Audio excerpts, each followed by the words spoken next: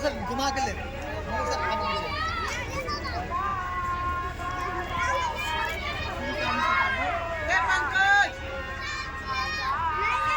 sir पैसा लगा दिए बोले बीत गए